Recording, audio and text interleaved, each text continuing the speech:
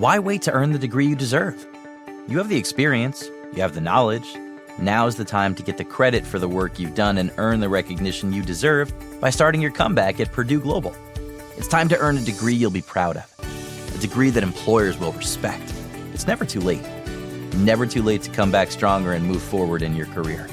Start your comeback today at purdueglobal.edu. Purdue's online university for working adults.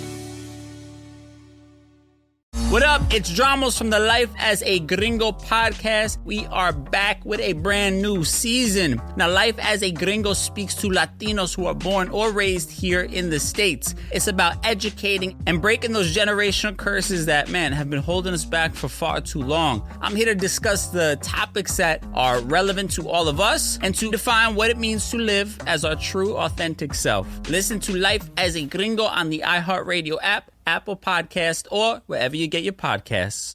Brought to you by State Farm. Like a good neighbor, State Farm is there. At Ford, we pride ourselves on building strong, capable vehicles. But we're only as strong as the people who drive them. People like you, who don't just see an F-150, but see what they can build with it. Because built Ford proud, it's a pact. Between us, our drivers, and what we can do together. Built Ford proud. Some models, trims, and features may not be available or may be subject to change.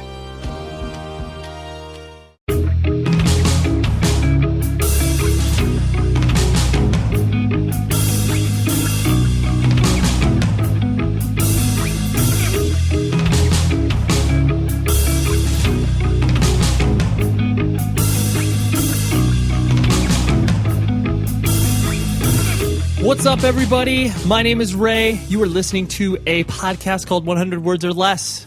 I mean, you kind of already knew that if you downloaded this, or maybe it's your first time. You know, there are people that jump on this train a little bit later than the rest of you cool folk who found out about this years and years ago. But I digress. The guest this week, the reason that you tuned into this show is to listen to me talk to people who are relevant within independent music. And this is actually a themed month.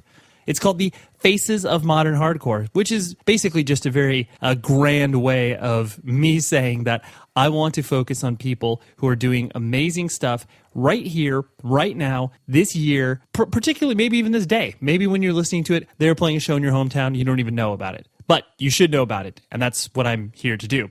So the guest this week is Lennon Livesay. That's a very English name, I think.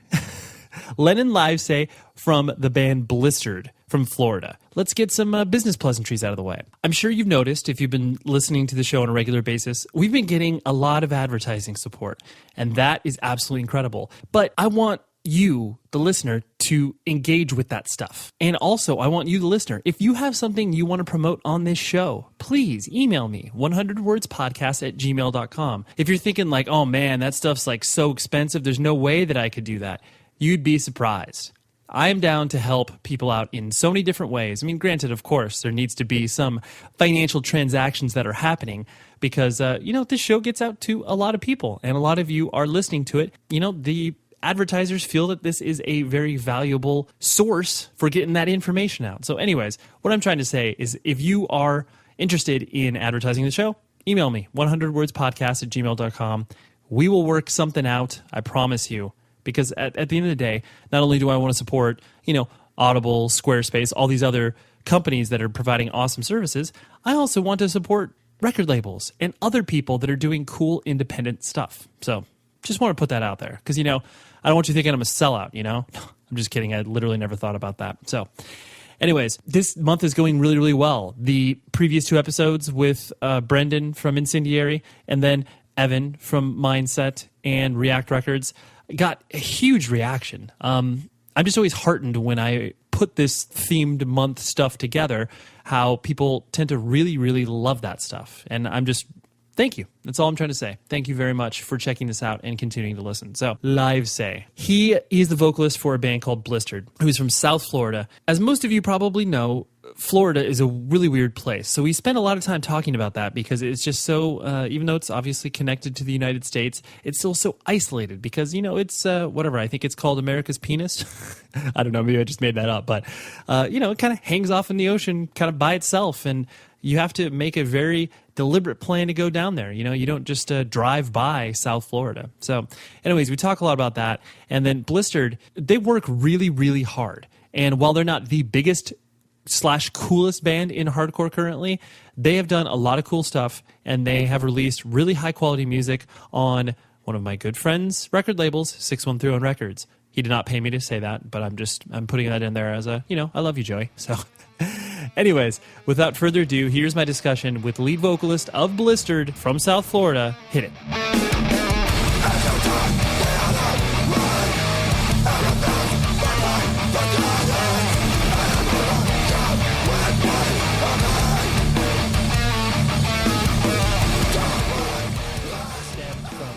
Multiple different conversations, but one recently where extremely good friends with the guys in Chokehold, and most in particular with Chris, the vocalist. Yeah. And I hung out with him when they did some reunion shows over the summer, when they did one in Arizona more particularly. We were just hanging out, and Chris was like, have you heard Blistered before? And I was like, yeah, they're a very good band. Joey put out the record and everything. So, but he was like, he's a very, very jaded old man.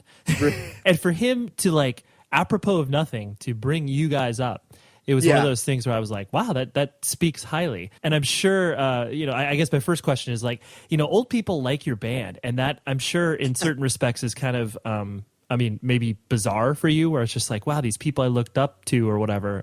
So how does that sit in your head where it's like, old guys like our stuff that I listen to their music? It's definitely really strange, but it's like, obviously no one wants to sound like a geek and like nerd out, and it's hardcore. No one's like going to get starstruck over things, but it is definitely cool to have, like, to see how positively, like, people in bands that are, like, super directly influential to us, like, react to our band super positively. It's definitely kind of like, I don't want to say reaffirming, but it's very, like, it's definitely like, okay, we're doing it right. We're doing something right. So it's very cool. Specifically seeing how much Chris from Chokehold has been, like, constantly, like, posting about us on the internet and stuff. And it's like, it's crazy. I love Chokehold. I don't think Blistered sounds like Chokehold, but anything in that realm, I feel like it's safe to assume, like, oh, anybody in this realm of, like, hardcore playing this kind of stuff, like, at least 3 out of 5 members in the band are going to be, like, Chokehold super fans. So right, it's pretty cool. Yeah, it is. It is rad when you do, as you get older, as you play music, like the scene kind of collapses in on itself, where it's like people you kind of like once looked at, where it's like, man, I went to, like, I remember where it's like watching the Get Up Kids play, and then me being like, oh my gosh, they're incredible, and they're so good, and like Matt Pryor, the vocalist, is like so much older than me or whatever, and then realizing, like, dude, that guy was only like 3 years older than me. Like, it's weird. Not saying that, clearly Chris from Chokehold is older than you, but like, you start to see all these like ideas and walls kind of collapse in on itself, where it's just like, oh yeah, like, I guess art is art and music is music.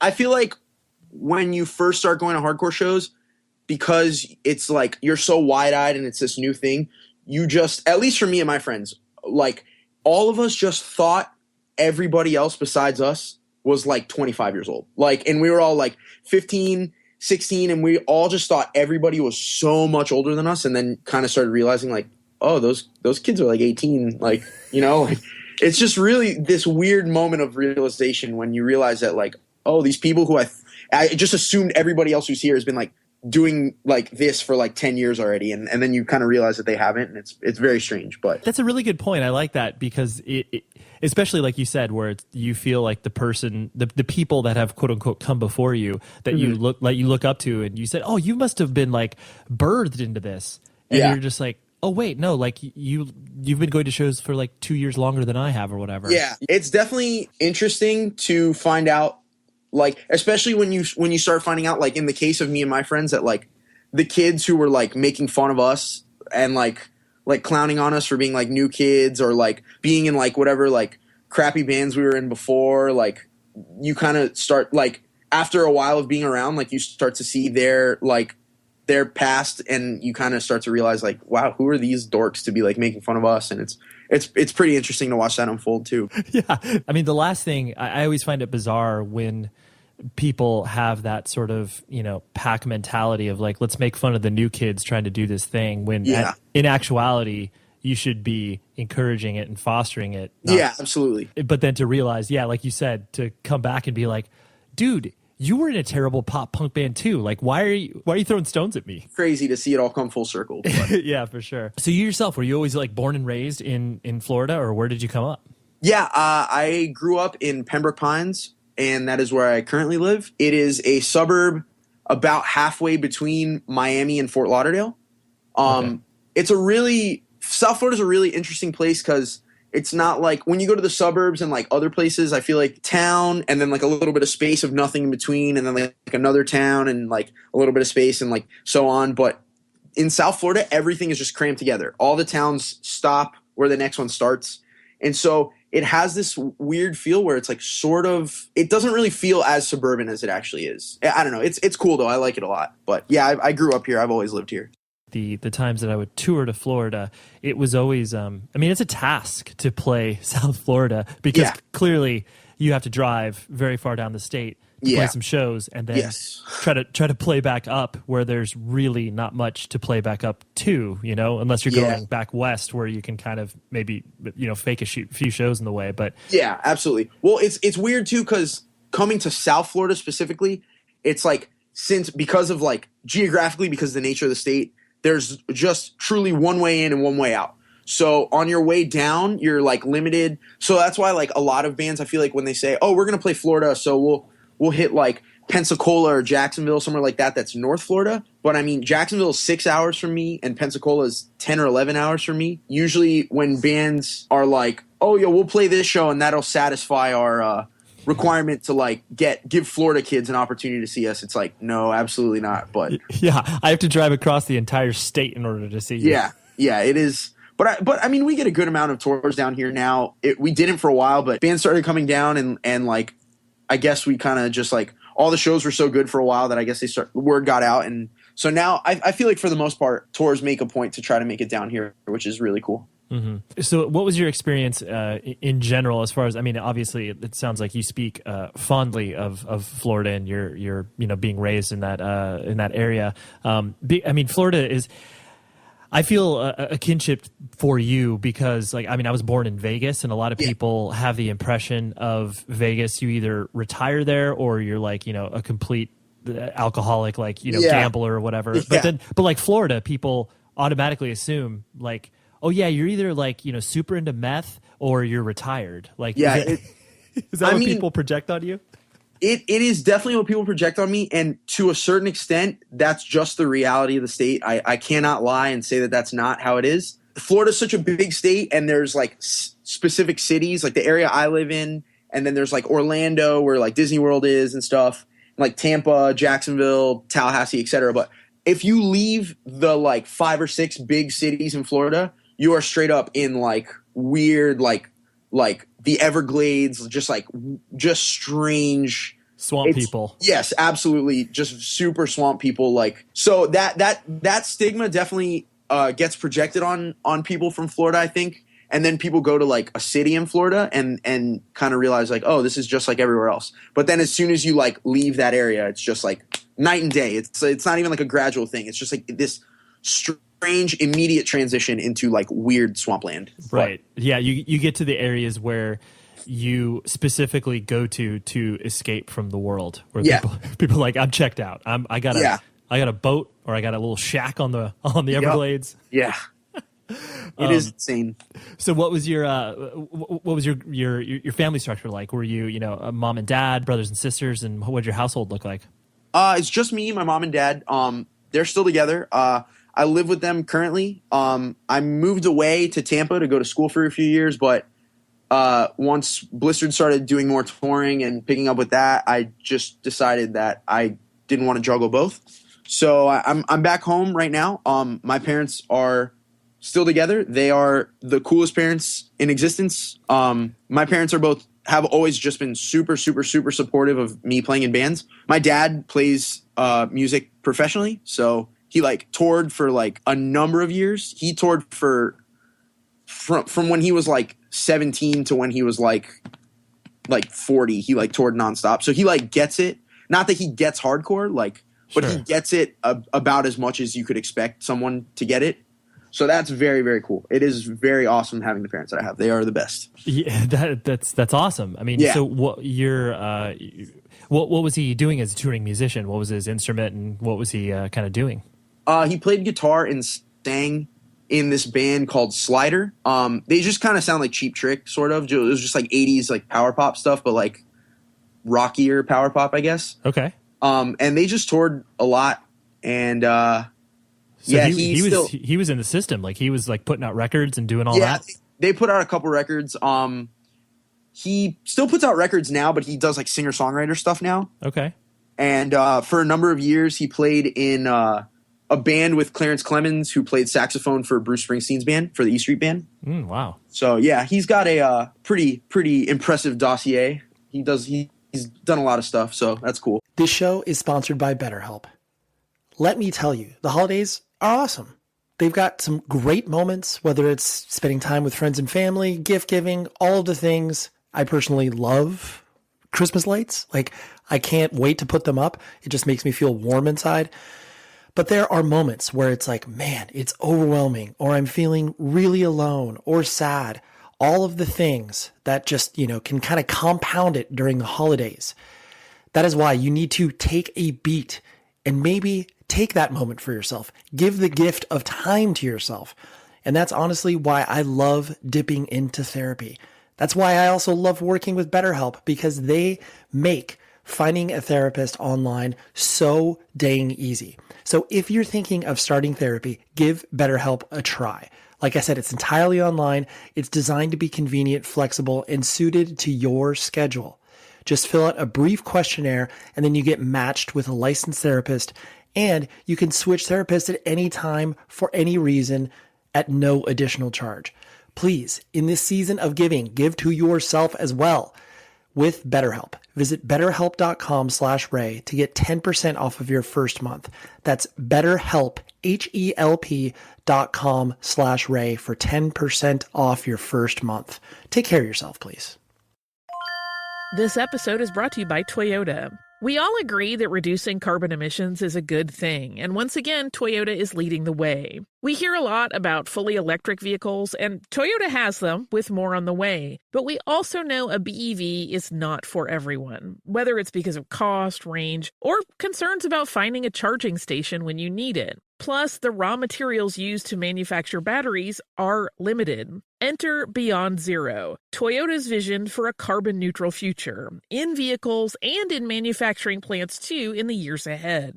The materials used to make just one long-range battery for an EV could be used to make batteries for 6 plug-in hybrids or 90 gas-electric hybrids. That's why Toyota's position today is electrified, diversified, empowering you to choose how to reduce your own carbon footprint with the vehicle that's right for you. A hybrid, plug-in hybrid, or battery EV. So shop, learn more, and get details at toyota.com/beyond0. Toyota, let's go places.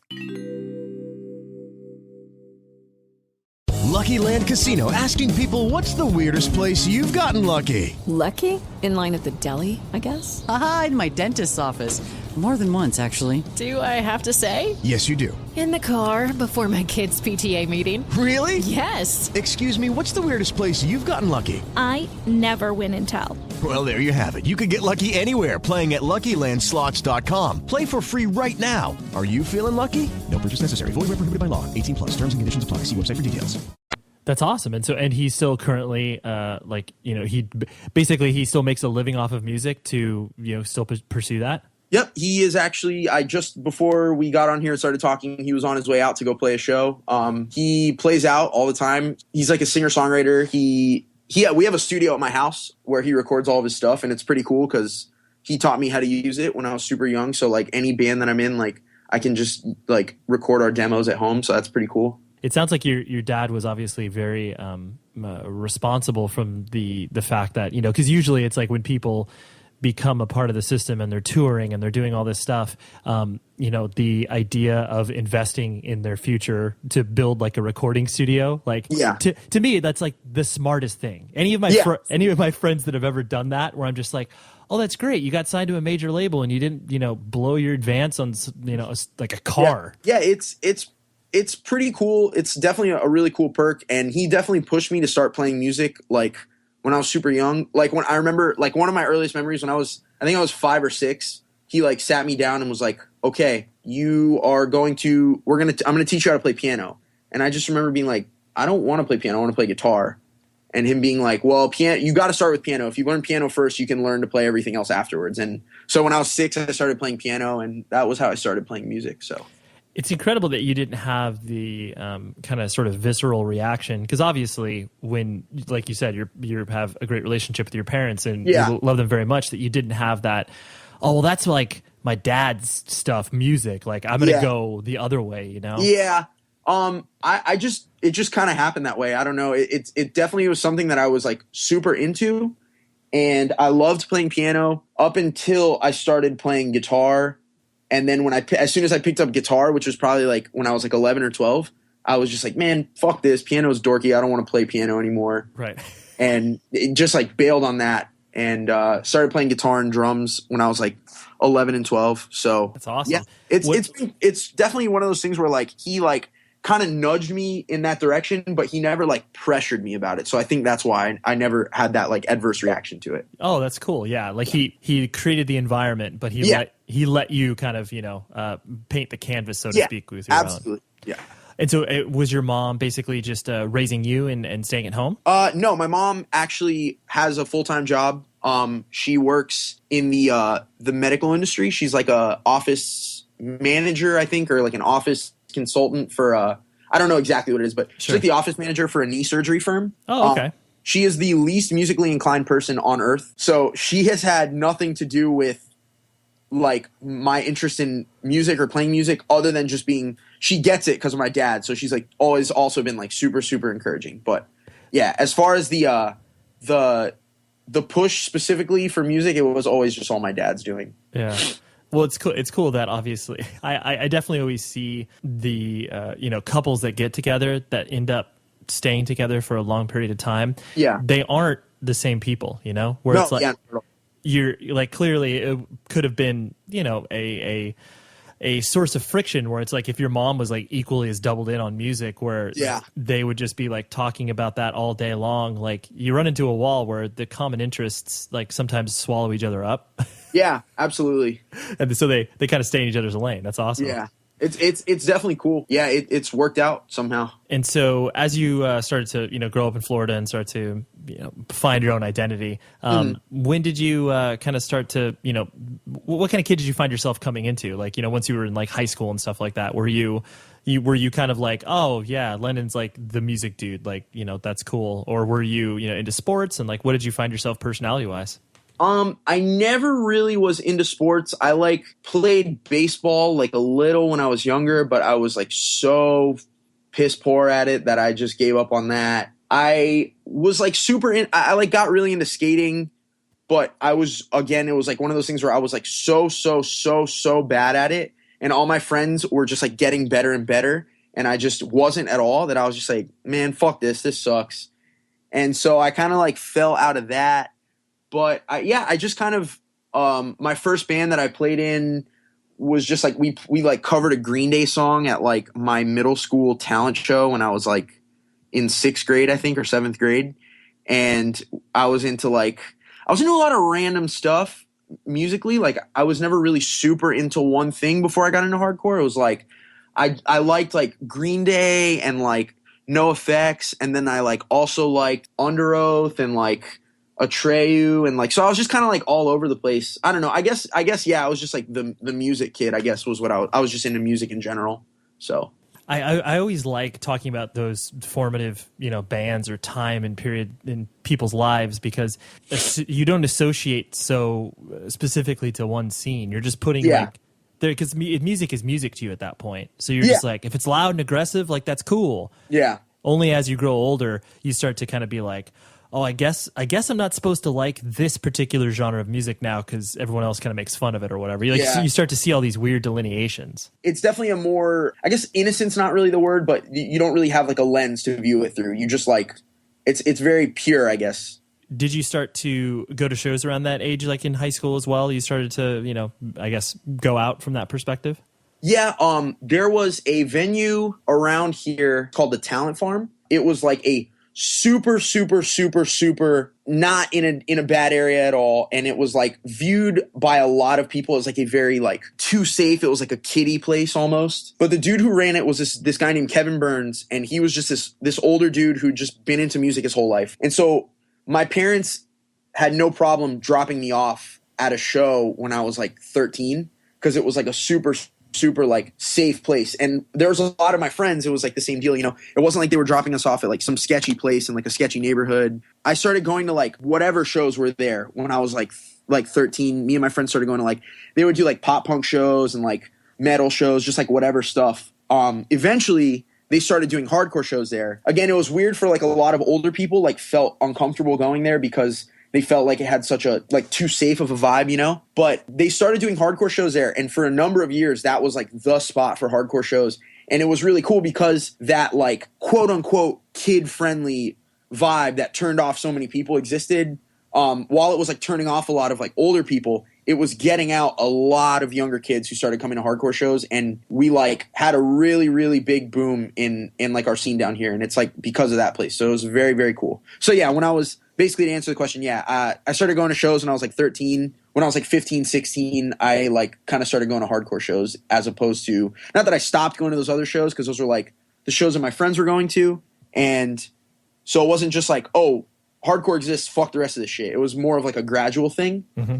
But it was definitely like going to shows early on. I wasn't really interested in like playing sports or like going to parties or anything. I just was like, okay, when's the next show? I want to go do this. But I find it interesting that you're talking about the, kind of a safe environment. Like, was it one of those things like, because usually, I mean, from my experience, people tend to maybe get turned off to, I guess, a venue in general. Not so much because like young kids are coming to it, but it's like, whatever. Oh, this is like a Christian venue, or this is like a, whatever. It has some some overtone that isn't so specifically like is antithetical to sort of punk and hardcore in general. Yeah. Like, was this like, was this deemed a Christian venue? So like the older hardcore kids were just like, oh, I don't know about that. Or like what? No, it was not a Christian venue at all by any stretch of the imagination. The dude, Kevin, who ran it was the most open-minded dude on earth. Any band could play there. Like he didn't give a fuck what it was or like what, like there have been venues that like in South Florida that were like,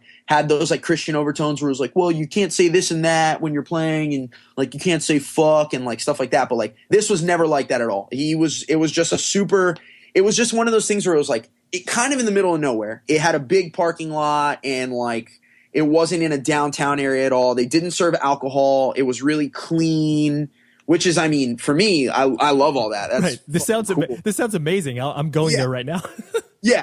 But for a lot of like older people, I guess they were like, oh, like we can't drink here and it's far away, which ironically people complain about the venue being far away, but it's in a true, you don't know what you got till it's gone type twist. We lost that venue a couple years ago, and everywhere that we've tried to do shows since then, you kind of realize how conveniently located this place was. It was, like I said earlier on, there's definitely this weird thing in Florida where civilization ends and across the street is the Everglades. It's not like a gradual thing at all. And this venue was literally at the end of civilization. Like when you stood in the parking lot and looked across the street, you were just looking at the Everglades for hundreds of miles. Just nothing. Right. So it was like this weird, it was just a strange vibe. It was really cool, but it definitely had a vibe all its own. And it, for some reason, turned off a lot of older people. So I just had never experienced that sort of like pushback to a venue where it's like people are like, oh yeah, don't go there because of this, and I don't think I've ever heard like, oh, this venue's too clean and like it has a well lit parking lot, so you shouldn't go there. It's so bizarre. The thing is, it sounds so ridiculous when you say it, but it truly was really polarizing. And then it became one of those things where like kids who went to shows there kind of got labeled like the venue was called the Talent Farm, so in which that is. you know, a lot of people thought like, oh, that's a stupid, silly name. And, you know, even in the name, I guess that turned a lot of people off. But people started dubbing like, oh, the Talent Farm kids, like the kids who go to those shows. But I mean, it was like for a period of time, once hardcore shows started happening there, it was like every cool hardcore tour that came through South Florida from like 2011 or like late 2011, early 2012 up through like 2015, like came through the Talent Farm, and the shows there were fucking awesome, really consistent, really good.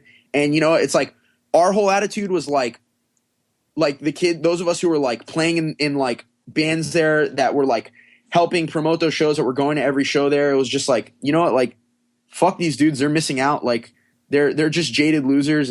Like, sorry, like, you know, things aren't the way they used to be. Like, but if you can't hang with that, like you don't like it, like, sorry, just like, right. You know, you're missing out on a really cool thing that's happening right now. So no, it's cool too, because I like that concept of, you know, you're building your own thing over there. Like this is, you know, the problem wasn't with the venue or you guys as a young community kind of rallying around this thing. It was the fact that, you know, older people, like you said, weren't able to quote unquote change at the times or realize that. I just think, you know, I mean, the reason I'm belaboring this point is I just think it's so important because people, you know, get so locked into their era of things being the best. And it's like, it's never the case. It's always exciting as long as you take the time to find the excitement. Yeah, absolutely. And so it also seems like you were just in kind of poking around on the internet and seeing your the other interviews you've done. You were very prolific initially just because of your access to, you know, like you said, recording demos and kind of recording your stuff. So when you were, you know, I presume you're, you know, whatever, freshman or sophomore in high school, when you started to record this early iteration of not Blistered, but just you being a musician in general, like when did you first record, I guess, your first song? When I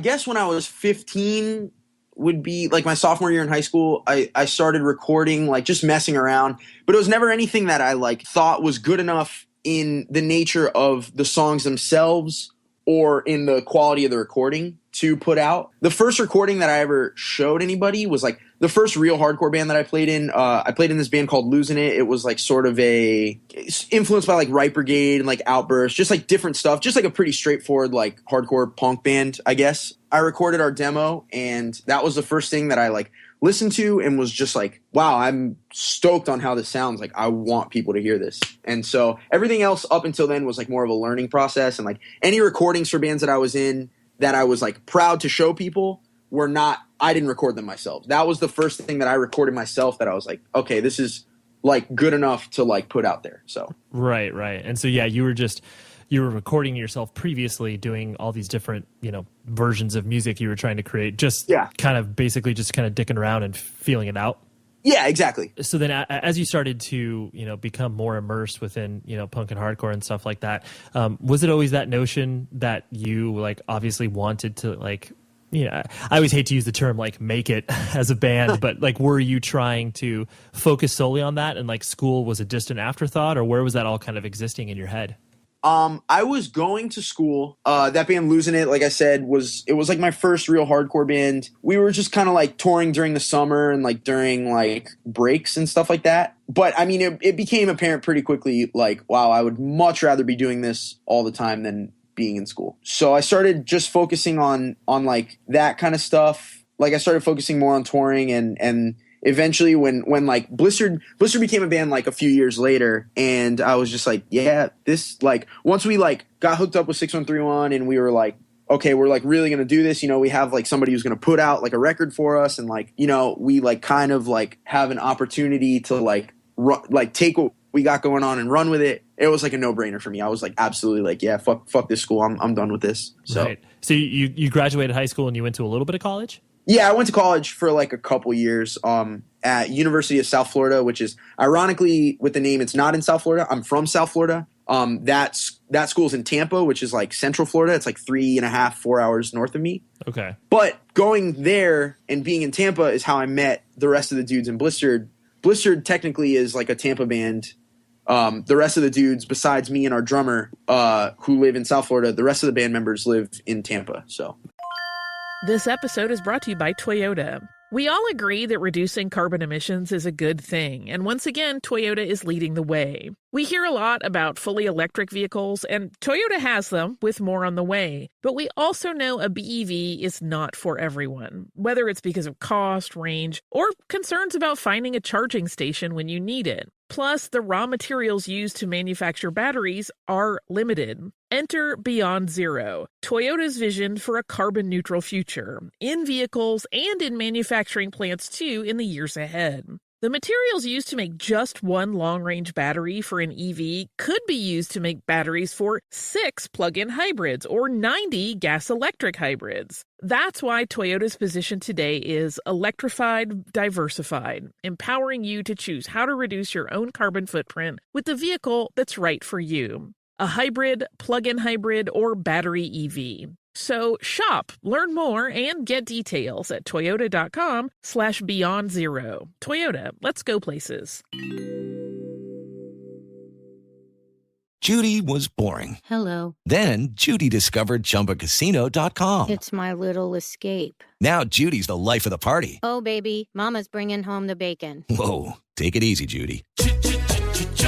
The Chumba life is for everybody. So go to ChumbaCasino.com and play over 100 casino-style games. Join today and play for free for your chance to redeem some serious prizes. ChumbaCasino.com. No purchase necessary. Void where prohibited by law. 18+ terms and conditions apply. See website for details. Hey, this is Tanya Rad from the Scrubbing In with Becca Tilley and Tanya Rad podcast. You'll know real when you get it. It'll say eBay Authenticity Guarantee, and you'll feel it. Maybe it's a head-turning handbag, a watch that says it all, jewelry that makes you look like the gem, sneakers and streetwear so fresh, every step feels fly. When it comes to style and luxury, eBay gets it. They're making sure the things you love are checked by experts. Not just any experts, specialized experts. Real people who love this stuff with real hands-on authentication experience. So when you see that shiny blue check mark that says Authenticity Guarantee, shop with confidence. Every inch, stitch, sole, and logo is verified, authentic through a detailed inspection. That's how you know that eBay's got your back. Because when you finally step into those sneakers, put on that watch, get your real gold glow up, swing that handbag over your shoulder, or step out in that streetwear, you'll realize that feeling is unlike any other. With eBay Authenticity Guarantee, you can trust that feeling of real is always in reach. Ensure your next purchase is the real deal. Visit ebay.com for terms. And so what were you attempting to study as you were going to college? Like, was there any other sort of like career aspirations you had, or like things that you were into where you were like, oh yeah, I can like make money off this? Or it was just like, yo, I'm just going to work, shitty retail jobs just because I need to tour or whatever. I was going to school for English Lit just because that's something that I have an interest in. And my kind of plan was to teach, and you can teach with pretty much any 4-year degree. So I was like, yeah, I might as well go to school for something that interests me to an extent, Mm-hmm. So I just landed on English Lit, and my kind of plan, which is, still just eventually, like when things slow down and I stop touring, I'll probably go back and finish, and then I'd like to teach. That just seems like something that, could be cool. And yeah, ideally, like when I'm a little bit older and done touring, I would like to teach and kind of use that to fund doing some sort of a label and put out records for hardcore bands. So sure. That's all. Yeah. You're like, yeah, I'm going to be doing real life stuff, but at the same time, I'm still completely going to be involved in hardcore. Yeah. Ideally, that's like what I'd like to do. I do a fanzine, and I started through my fanzine. I've been putting out like tape releases for smaller bands. Mm-hmm. And so I'm kind of like dabbling in that a little bit. Sure. You're getting your feet wet. Yeah. And I'm about to do my first 7-inch, which I'm really excited about. But that, as far as a label goes, that's not really a full-time thing for me because I'm more focused on doing Blistered stuff right now. So sure. I asked this question because I was definitely always the default businessman in my band because I was the vocalist. Like, was that job thrust upon you, or were you kind of like, no, I'll do it because I enjoy it? I'm actually not really the businessman in the band. Our guitar player, Evan, we like consult on everything. Of course. But he is the mouthpiece for the majority of the business decisions that get made. So got it. Well, that's good. Yeah, you didn't have to, because I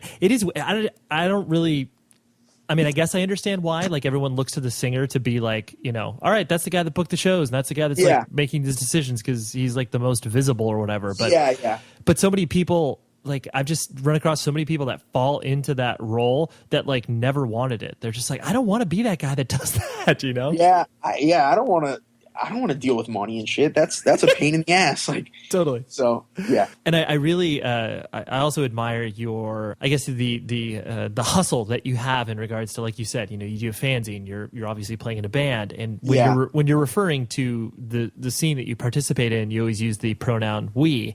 And I think that's you know, it's such an important concept where the idea of you kind of taking something from art, you know, like the scene or whatever you want to call it, but then feeling like you need to contribute to it as well. I mean, where did that did that just come from, like mere observation of other people, or was that kind of, you know, really just ingrained in who you are as a person? I mean, it's definitely like, you know, you hear it all the time, you know, like from like older people and bands, like when you're like coming up, give back, you know, like hardcore's given you this, you know, you've taken from it, like, you know, when you have the opportunity, you should give back. And it's like, as soon as I heard that, you know, I was like, yeah, that makes sense. And, you know, it's like, as much as me helping with like what we have going on down here as far as our hardcore scene, and as like putting out tapes and like doing my fanzine, which like I as much as it is a form of giving back, you know, like I still love doing it. You know, it's 100% just so much fun. And I feel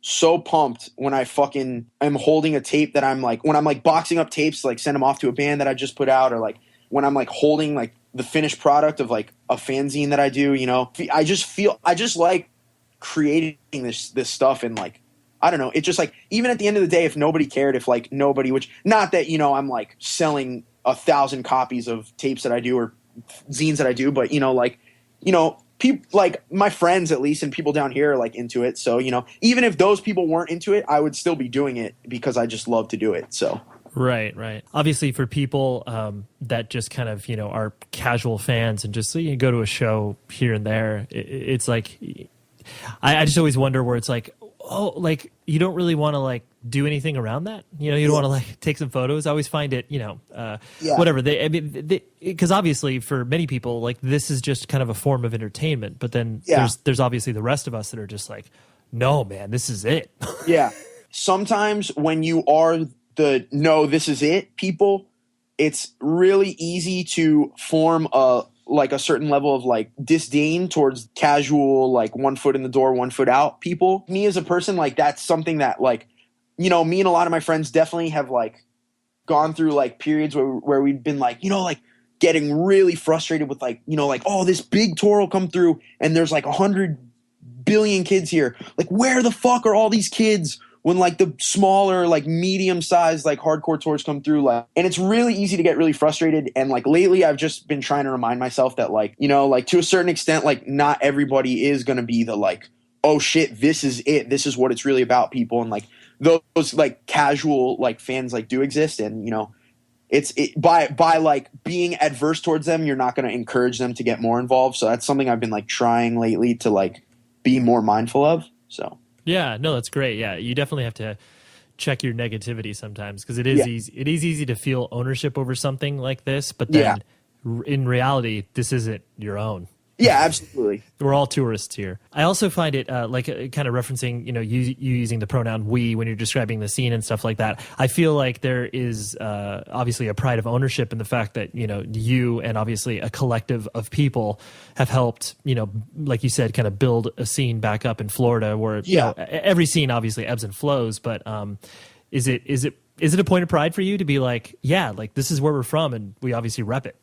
Yeah, absolutely. And, you know, for a really long time, Florida was like the butt of every joke as far as hardcore. When I first started like going to hardcore shows, people didn't give a fuck about bands from Florida. Like people thought bands from Florida were all like corny, you know? Eventually, now it's not really like that anymore. I think people kind of are like, oh shit, you know, like some of these bands from Florida are like really cool. And like, it's not just the bands from Florida that are cool. We have like a cool scene, you know, like it's sort of like everyone kind of has their role in the scene. Certain people who are like booking the shows and like flyering, certain people who are like making the flyers. And then you have like the kids who are filming shows, the kids who are like taking pictures. And then, you know, like beyond all that, like, I don't think that you have to like do a zine or like a record label to like really give back, you know, like there's like so much appreciation for like young kids who like come out to shows and like they don't gripe about having to pay. They fucking like come out and they pay for shows. They fucking go off for bands, and like it's just like no matter what you're doing, you're like contributing something. And down here there's like a really cool sense of like everyone is contributing, and it's like really, really awesome. We have just a really cool community going on. It's badass. That's cool. Yeah. I always like when you can sort of shed a light on that, because I do think it's really easy, especially in the, you know, a digital age, for people to feel fractured and not a part of something. And when you're able to actually like physically manifest something, you know, whether it is like, obviously, like you said, a zine, something tangible, a scene, you know, a show place, whatever it is, that just makes it all the more meaningful, you know? And I mean, it's still not to the level where I feel like it should be, as far as like bands from Florida still have to work really hard. And I mean, part of that is like we talked about, like geographically, like you have to drive super far to like start a tour being from Florida, you know, like, and it's like harder to get out there, and like, but there's so many really good bands, especially right now from Florida. There are so many awesome bands that people are finally starting to like take notice of, and I think that that's really cool. There's still some time to go.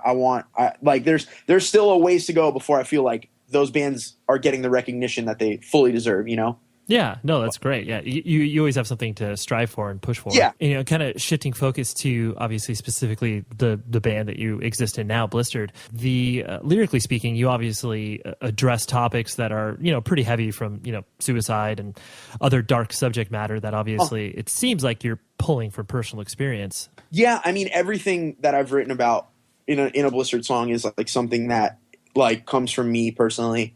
Yeah. And it's like being in like a low place and like writing those songs, it's like a very, like, it sounds super corny to say, but it really is like a very like cathartic thing. And like being able to like write those songs has like helped me get through like stuff. More specifically, like how did suicide touch your life and I guess maybe family, if you feel comfortable talking about it? I mean, okay, so when I was going to school, I was kind of at this point where like right before I quit school and like made the jump to like, we're really just gonna like run with this and like do this with the band. It was like everything that had been a constant in my life for like the last few years was like changing like super suddenly and super dramatically. I was like had stopped caring about school because of the band, so I was like failing out of school. I just ended like a really long-term relationship and was just like felt like, I mean, as corny as it sounds, you know, like I just like felt weird about growing up. Like it just felt really, really weird and strange. And I was just like super, super bummed out all the time. Just felt fucking terrible. I had this level of cognitive dissonance where I was like still in school and like was doing so shitty at it. And because I didn't want to be there. And like, I knew that there was like something else out there that I would so much rather be doing. But for some reason, I just like I wasn't at the level yet where I like had the guts to just like make that jump and like quit school and like say, fuck it. Like, I'm just going to do this. Like, so it definitely like took a toll on me. I felt like there was like a level of like, I know who I am and I know who I want to be. And I know that that's like not what, like, I feel like there's like all these forces at work that are like pushing me to not be that way. And so it definitely led to me feeling super, super, super depressed for quite some time. And again, writing those songs was just like a very cathartic thing for me. And it helped me like get past that. So.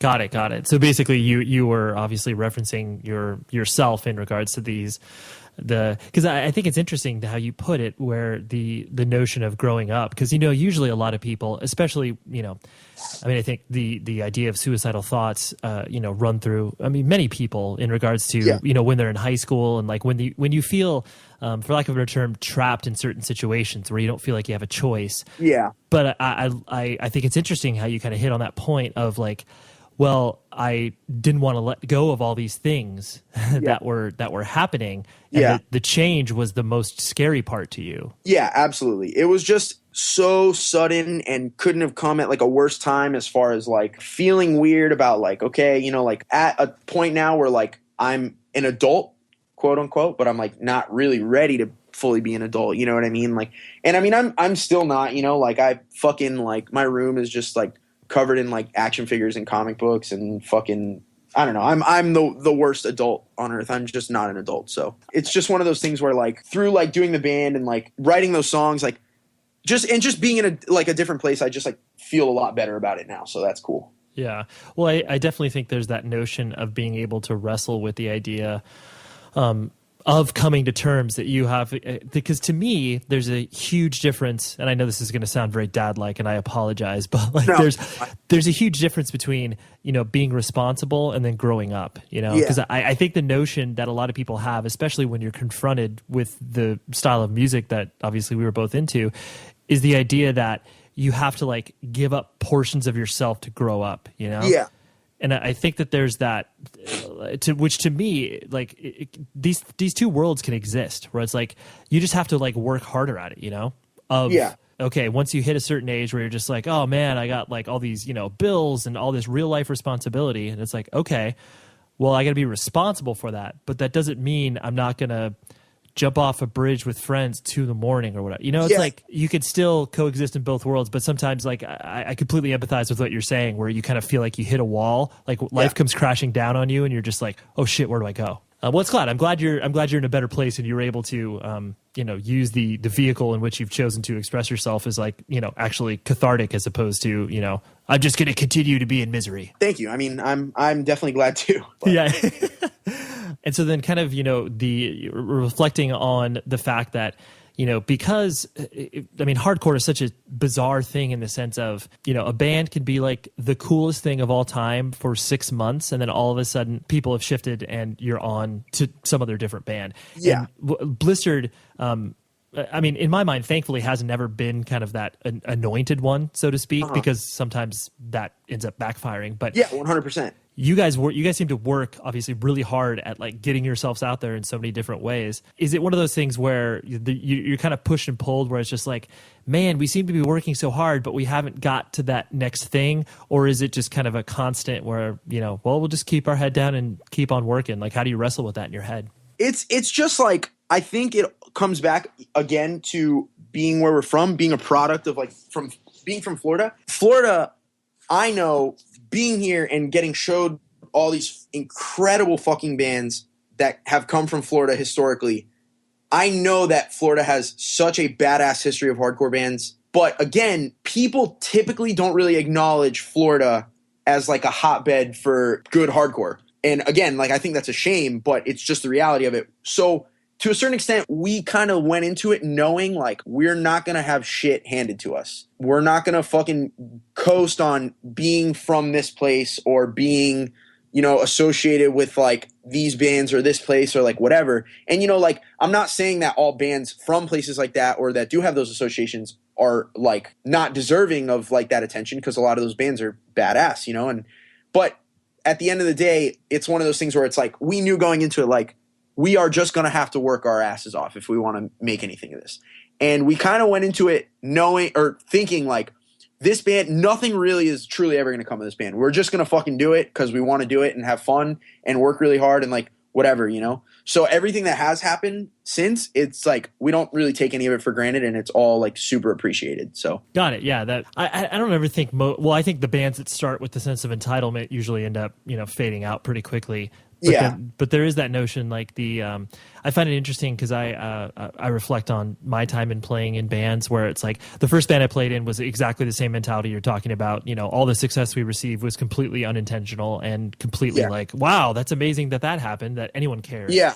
But then like I took that knowledge into the second band I played in, and we were very, very, very business focused on like, all right, this is what we're going to do. And like, honestly, the art came out very calculated, and because of that, no, it didn't translate to anybody. Like there was no sort of wider success. It is interesting to where you watch bands that maybe come at it from that angle and are like, well, yeah, maybe they have their stuff more together, but it doesn't seem like they're like honestly expressing themselves. I'm sure it's one of those things where obviously the longevity of Blistered is more in focus than being like, all right, well, we're going to give this thing 2 years and that's kind of it. And I think it comes out to like, at the end of the day, like if you want people to think your band is good, like you have to like, just like work hard and like focus on like writing just good songs. Like that's like what it comes down to, you know, like you can't coast on like, oh, like we have this like aesthetic thing going on, or like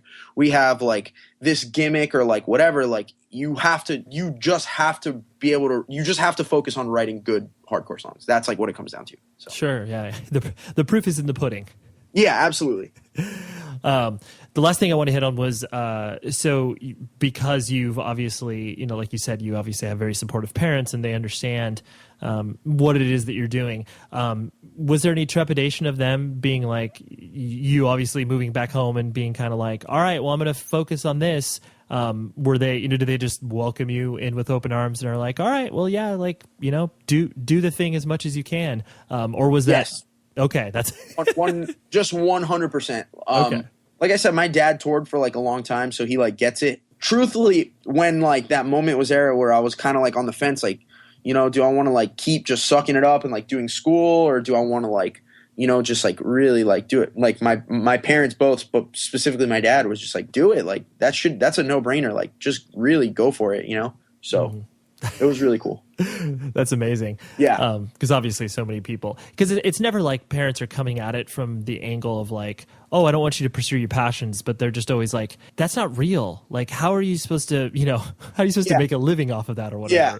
But it's funny that your dad is just like, nah, man, do it. Truly the coolest thing on earth. Have your parents, like, have you brought them out to, you know, larger shows that you've played in order to kind of, you know, have them sort of understand the context in which you're coming from, or do they, you know, what have they witnessed? Yeah. That band Losing It that I played in, we played our last show, and Blistered also played. It was like Blistered, it was like early on in Blistered being a band, and my parents came out to that show, so they've seen Blistered, and they've seen, I played in actually like a few bands that night on, because it was like, we were like a band from down here, and it was our last show. So we're like, all right, we're going to have like all of our friends' bands, like all of our bands play. And it was like a really, truthfully, just stupid how many bands played that show. But my parents came out to that show and saw me play a few different sets in like a few different bands. So they've seen like different bands that I played in, and they, you know, while my dad's not going home and like putting on an Earth Crisis record, but he like kind of gets it as much as I could expect him to. So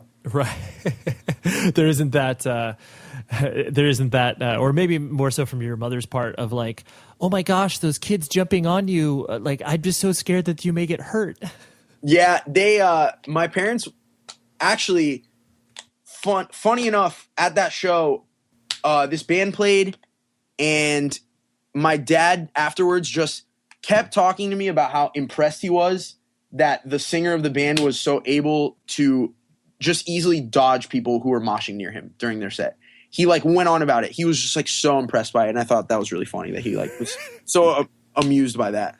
Totally. He was like, wow, that takes real talent to dodge that stuff. Yeah. Well, Lennon, I really, really appreciate you hanging out and obviously discussing all this because, yeah, I just think it's obviously important to showcase, you know, what your band is doing, but more importantly, kind of, you know, what you're doing down in South Florida to, you know, absolutely keep the scene alive, so to speak. Yeah, we're trying. Well, I appreciate it, dude. Yeah, for sure. Thank you for having me on. So there we have it. And out of the interviews, but I just can't. I'll just always lean on what I feel comfortable with. Pretty good discussion, right? I like the areas in which we tread because, yeah, I just found it so interesting being from Florida, having to work to build a scene and having to work to essentially get your name out there in ways that, you know, maybe bands from LA or New York or Chicago or Philly have it a little bit easier because they can travel to a lot of different cities and it's not very far for them to do that. So kudos to Blistered. Thanks for putting in the hard work, Lennon. The producer, as always, is Tom Richfield. Forever indebted. And until he moves to America, continue to mention this to him because eventually at some point he should. So visit the show's website, 100wordspodcast.com. Sign up for the email news list that's on the right side of the page. And if you're feeling saucy, I'd love for you to contribute some reviews because, you know, I need an ego boost. That's just what it comes down to. I need some people who haven't done reviews to do that because it helps kick up the show on rankings and all that other fun stuff. So next week will be the conclusion of our month-long journey into the modern faces of hardcore, and it is a great conversation. Nice little teaser. You'll have to tune in next week. Tune in like it's a radio show. Please, be safe, everybody.